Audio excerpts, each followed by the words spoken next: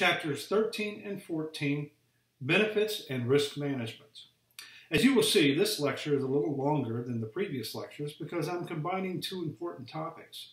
Benefits and risk management have great financial impact on any organization. If done well, both are expensive. And if done poorly, they're even more expensive. Have you ever been caught in an ice or snowstorm? Everything is going fine, and then all of a sudden, the lights go out, the furnace stops, and everything is quiet. Most alarmingly, the TV and internet go out as well. With both the TV and the internet gone, surely our lives are in jeopardy. We imagine the next few weeks without power and decide that we have to find some place to stay to get our necessities back in working order. I've experienced this. It's intense.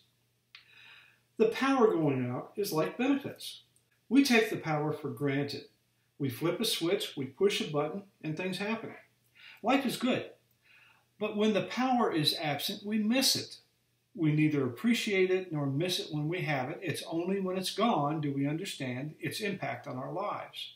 Such are benefits. We tend to take benefits for granted, but when we don't have them, they have meaning. When we have to pay for those things ourselves, we miss them. Often we don't appreciate benefits even when we use them. We go to the emergency room and we don't worry about the cost because our insurance will take care of it. Often we don't even see the bill and the charges are someone else's problem. Such anonymity with a small price tag of 30 to 35% of payroll, and that's what the text identifies as the average cost of benefits. That's like spending $100,000 on a high-performance car that's invisible. It works, but no one appreciates it. Have we done a bad job of communicating benefits? And when I said that compensation changes slowly in a previous chapter, benefits are changing at breakneck speed. It's difficult to tell where some benefits are now, like health care, let alone where they're going. The text gives you a good idea of where benefits are currently, and sometimes between the lines, the authors point out some trends about where certain aspects of benefits are going.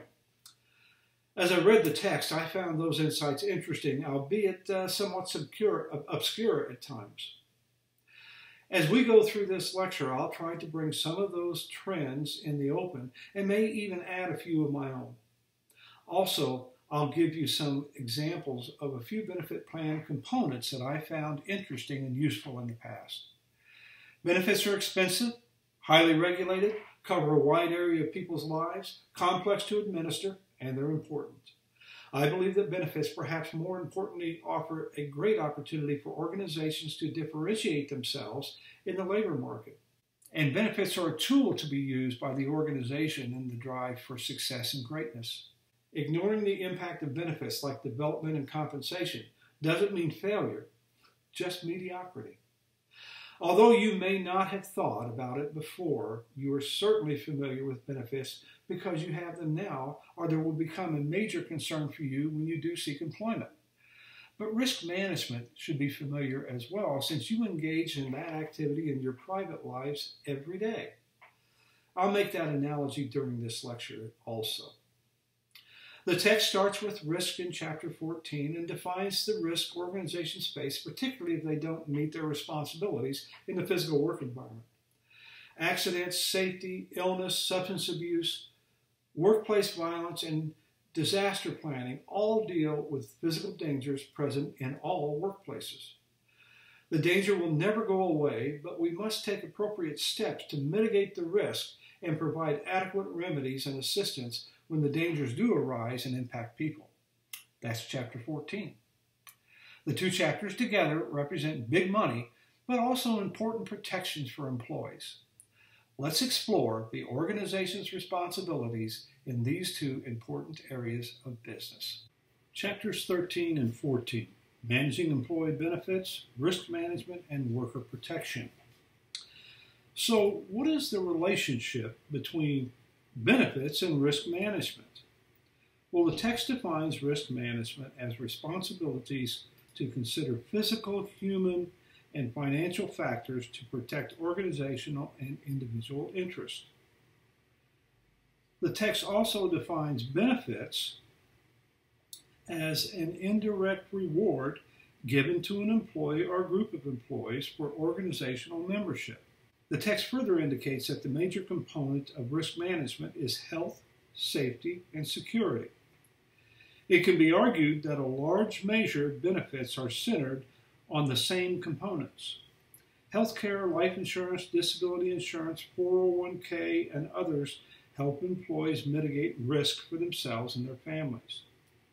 These two chapters are strongly related, and you will discover that the next chapter on employee rights and responsibilities is also tied into these concepts. Although I will endeavor to keep them separate, they will inevitably cross each other from time to time. Let's start our discussion with benefits, and then we will move on to risk management. So what can we say about benefits? How about they're expensive?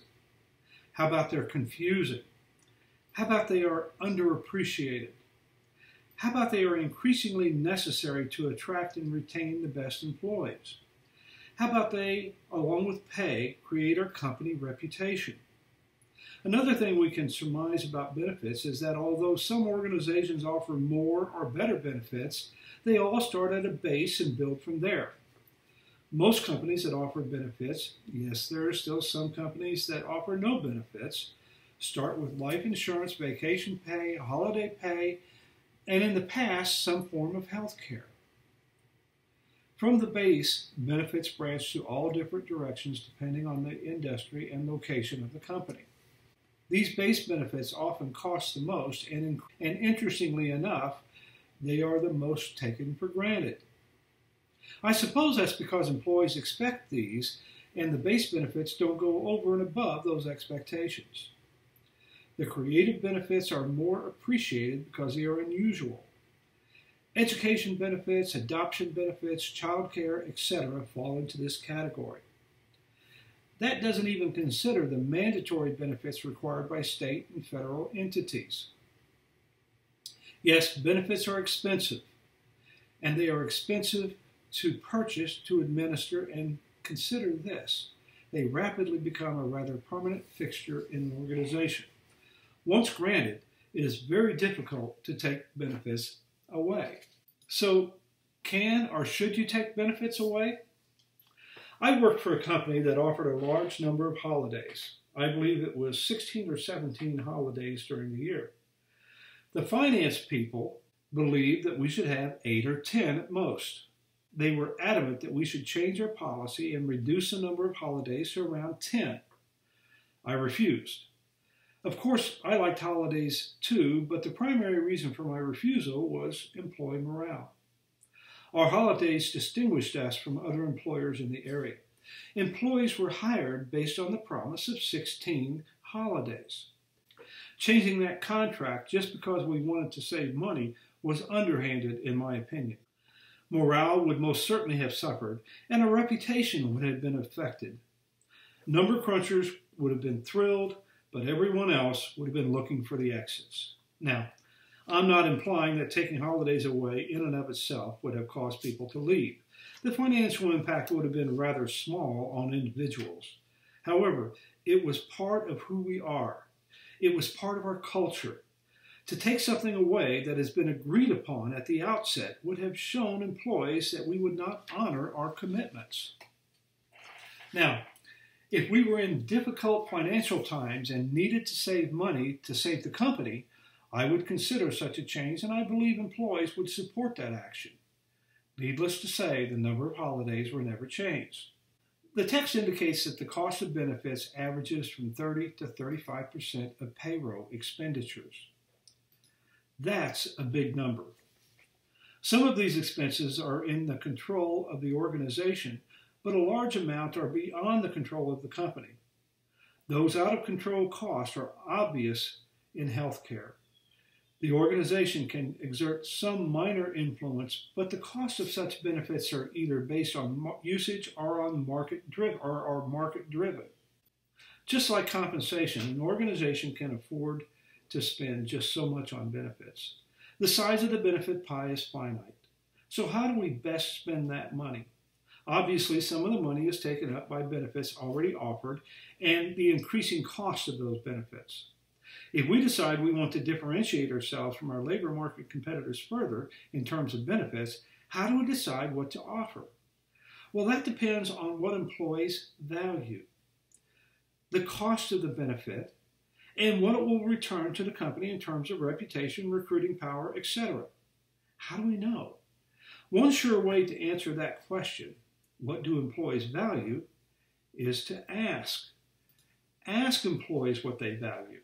At Nestle, we did just that. I was considering adding some form of child care benefit. My idea was to partner with a local child care facility where our employees could enroll their children at a much discounted rate. Since our population was young and there were many children, we could offer a child care organization great volume in exchange for the discounted rates and other services, such as coverage for second and third shift employees. We didn't have a lot of money to spend, so this was a very attractive option. I surveyed several teams within the organization and received some very interesting feedback. Employees were not interested in such an arrangement. Employees already had child care lined up for their children and were not interested in pulling their children out of an established environment and reintroducing them into a new environment, even with a discounted rate. It wasn't worth the disruption in the family. We dropped that idea and spent our money on a different kind of benefit for employees. How do you know? Ask. That goes for existing benefits as well. Do employees value them? Ask. If not, then perhaps it's worth visiting other alternative benefits which mean something to employees. We know we will spend money, but how do we spend the money is just as important when considering benefits. When looking at holiday benefits, one company in which I worked had the standard number of holidays, plus one floating holiday. The floating holiday was designated by management each year in January. Some management felt that we should change the floating holiday and fix it at a certain date. We thought employees would want an extra day in the summer, such as the day before or after the 4th of July. That was when the children were out of school. We decided to ask employees. Another surprise. Employees wanted the holiday in the fall when school was in session. Many stated they wanted a holiday to relax by themselves without children and spouses around. Who would have thought? We changed the policy and granted the holiday each year, but it was declared as soon as we knew what the school schedule contained. It was always scheduled after school started. Employees loved this holiday. The lesson is spend your money wisely, and to do so you must ask and not guess. That advice seems to apply to other aspects of life and not just benefits.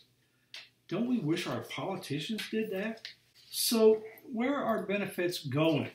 Let's look at a few trends pointed out in the text and some others I feel are related to benefits. They represent my and other projections of the future. Trends are not finite in that I can't tell you when or how much, but I can merely believe we will see these items in the future.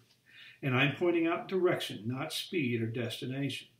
The text points out that the public sector workers have traditionally had better benefits than private sector workers. Government workers have always had better benefits and traditionally lower pay. However, now they are making more money than private sector workers, and the benefits are increasing as well. I predict that the public sector workers are going to come under much closer scrutiny, and although pay and benefits will continue to increase, the trend will turn in the future and the public sector will come in line with the private sector. Why should you care what the public sector workers are making? Well, you should care because you're the employer. You are paying the bill through your taxes. This problem is bad in the federal government, but it's much worse in local governments.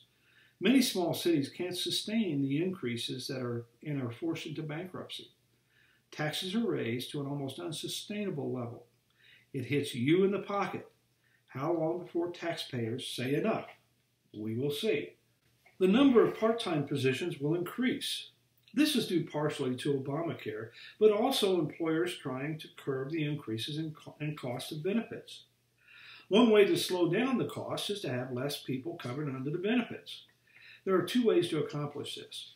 First, change benefit plans and cover fewer people, or take benefits away from current employees. That is not a particularly good option. The second is to hire more part-time employees rather than full-time employees and not offer any benefits or offer reduced benefits. We are already seeing this trend develop. As population changes and baby boomers reach retirement age, we will see more people staying in the work roles longer, retiring later due to the economy. We will see more companies encourage phased retirement, and you can see that definition of phased retirement in the text, to stem the massive knowledge loss many organizations with older employees will experience. This trend is highlighted also in the text. We will see more companies going to flexible or cafeteria benefit plans in the future due to diversity in the working population. An example of both a cafeteria type benefit program is illustrated by a company I worked for in the mid-80s. Employees were given a certain amount of money each month earmarked for benefits. They could choose to spend the money on a list of benefits. For example, let's assume each employee were given $1,000 per month to spend. The expenditure had to be committed each year and could only change under specific circumstances. The inventory of benefits included Healthcare Plan 1, $500, Healthcare Plan 2, $400, Healthcare Plan 3, $300, Life Insurance 1, $200, Life Insurance 2, $100, etc. There were other offerings, but you get the idea. They made their selection, and if they totaled $1,000 per month, the benefits were paid. If they totaled over $1,000 per month, the excess was deducted from their pay. And if they totaled less than $1,000 per month, the difference was given to the employee in their pay. Everyone received the same monetary amount in benefits, either in actual benefits or in money in the paycheck. Those who wanted more benefits were able to obtain more, but had to pay out of their pocket. This plan equalized a big inequity in benefit plans. I don't have children at home. My children are grown. Why should I pay for child care benefits out of my share of the pie when I will never use that benefit? I'm interested in retirement benefits at a high level. An employee in their 20s with 3 kids do not want to pay for high-level retirement benefits out of their share of the pie. In addition, the benefit coverage can obviously change as my life changes. I can emphasize one area of benefits when my family is young and another area when my family is grown. The advantage to the company, our benefits costs per employee were stable. We could plan on $1,000 per employee per month. In addition, our employees appreciated our benefits. They selected them annually and had a financial stake in each benefit. Needless to say, employees loved this plan. One disadvantage was that it may drive adverse selection, which is also described in the text. I predict that we will see more cafeteria and flexible benefit plans as a result, and perhaps more adverse selection. The cafeteria plans may help control costs, but adverse selection may drive costs up. Hopefully it will wash out. We will see more direct employee involvement in benefit plan administration through the internet. The plan discussed above is perfect for employees to administer and service their own needs through the internet. We will see a broadening of benefit plans to include domestic partners and other groups. Some of these plans are already here, and their increased offering by organizations will be a result of public and social pressure, but also a desire to recruit more competitively. In terms of health care, I don't know what will happen, but I'm almost sure the costs will go up and the deductibles will grow. Keep in mind that if an employer or the government is paying your entire health care plan, but you have a $5,000 deductible, the first $5,000 in medical expenses are on you. That's like having no coverage at all. I know this because I just came off of 2 years with a $5,000 deductible coverage plan. It is not how much a medical plan covers, it is about how much it pays. Don't be fooled. To contain costs, I predict deductibles will increase dramatically in the near future. I also predict we will see more child care programs and elder care programs offered by larger companies. The programs present real value to employees and meet the needs of older employees who are faced with caring for older family members and younger employees with children. I also believe we will see a proliferation of wellness program benefits. Paid gym memberships, monitoring employees with difficult medical conditions, smoking cessation programs, weight control programs, etc. These programs impact health care and disability costs, but also contribute to a happier workplace. I expect that we will start communicating the benefit of benefits better, principally because we can't do a worse job than we already have. The benefit of benefits should be communicated regularly and often. How do we communicate benefits effectively? When putting out a company newsletter, it is necessary, as in all publications, to have fillers to take up unused space on each page. My fillers were benefit related. For example, did you know that a typical birth at XYZ hospital costs $20,000? Our insurance plan paid an average of $19,000 for each birth, leaving employees to pay only $1,000. The company insurance paid 95% of that cost. That's an example. I also ran articles related to coverages and how they benefit employees in the newsletter. I posted such information on bulletin boards and placed flyers on the lunch tables in the break rooms with benefit information. I put televisions in the break rooms and lobbies with company information and news, including benefits streaming across the screen. Every opportunity to send a message was utilized to sell benefits. Sounds like a marketing action, doesn't it? Well, remember one of our first discussions about marketing HRM? Benefits is a prime candidate for an intense and continuous marketing program. Finally, I predict that benefits costs will increase. No surprise there. They will increase, but will companies just pay the increase or actually analyze their benefits and figure out how to get the most bang out of their benefit buck? Benefits are focused on employees and families, are typically outside the organization walls, and risk management, although not exclusively, is focused inside the organization walls. As I said earlier, the major components of risk management are health, safety, and security. The whole thing may sound complicated, but it's really not. You involve yourself in risk management at home all the time, and you involve yourself in the same three areas. Health in the home is ensuring that you have a healthy household. You may promote fitness for your family members or ensure your kids eat healthy foods, or you may ensure that the environment is clean and livable. Safety has an obvious application at home. Keep guns away from children. If you have small children, you may plug up the electrical receptacles so no small fingers can explore the bad places. You may put child locks in your cabinets so small minds and bodies can't explore bad chemicals and substances. And finally, security is a major concern as well. Door locks and fences, etc. may be a part of your home to protect those from within from those from without. And perhaps the biggest method of protecting in all three areas is insurance. You buy insurance to protect yourself and your family from the expense of unforeseen tragedies. Homeowners are apartment insurance, health insurance, auto insurance, disability insurance, and the list goes on. In the workplace, as it should be at home, risk management is about protecting from an unanticipated financial expense or loss, but it is also taking the necessary steps to ensure that the events causing the loss are less likely to occur. And sometimes at home, risk management is about ensuring peace of mind on the part of yourself and your family members. At work, it is ensuring peace of mind among investors, employees, and other stakeholders. One of our relatives was very afraid of tornadoes. Every time the sky clouded up during tornado season, they became very agitated.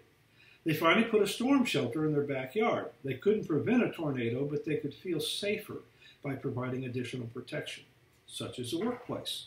In the workplace, federal and state regulations often mandate health and safety and security measures. The number and nature of such measures depends on the nature of the business. For example, at Nestle, employees were required to wear uniforms and were prohibited from wearing jewelry of any kind. The purpose of both was to promote cleanliness and to prevent jewelry or parts of jewelry from falling into the product and subsequently causing injury to consumers. We made a food product, and there are very stringent regulations governing our workplace. That's a good thing. You have the same restrictions at home. You can't dump garbage in your front yard. You must have electrical, water, and other utilities constructed in a particular manner. They're called building codes. You can't store certain chemicals in appropriate ways. You can't run certain businesses out of your house. They are called zoning laws. Another similarity is that in both at home and the workplace, risk management is a moving target. It is ever changing. The health risks change as new dangers arise, the emergence of new chemicals, the advent of new research that demonstrates the risks that were always there but unknown. These are just a few examples. Also, in terms of security, our primary concern used to be someone breaking into our home. In the good old days, we rarely locked doors. Today, locks are commonplace, and I don't know of anyone who doesn't lock their doors when gone. And then, of course, there is the other security concerns that we are just beginning to understand. The cyberspace security issues. Breaking into our physical home via doors and windows is not the only danger today. Guarding our confidential information and even our identity from theft is a paramount concern. Such is the challenge in business as well. Much of our risk management is regulated and much is personal preference. We are concerned here primarily with regulations that not only mandate risk be managed, but in many respects mandates risk be managed in a certain way. The text covers workers' compensation, the Americans with Disability Act, child labor laws, OSHA, and more. These many regulations are both good and bad. They originally were implemented because business failed to meet reasonable commitments on their own. The workplace was not safe. The workplace was not healthy. So I'm glad we have some regulations to regulate the behavior of business and ensure that business meets minimal standards of health, safety, and security. But there are also a few problems with these regulations. Like anything in government, bureaucracy seems to become a part of the fabric of any government program, and before long the regulations morph into something onerous. Agencies grow and expand, and the regulations become more inane, disruptive, and restrictive. And as they do so, they restrict the rights of employees and organizations to chart their own course.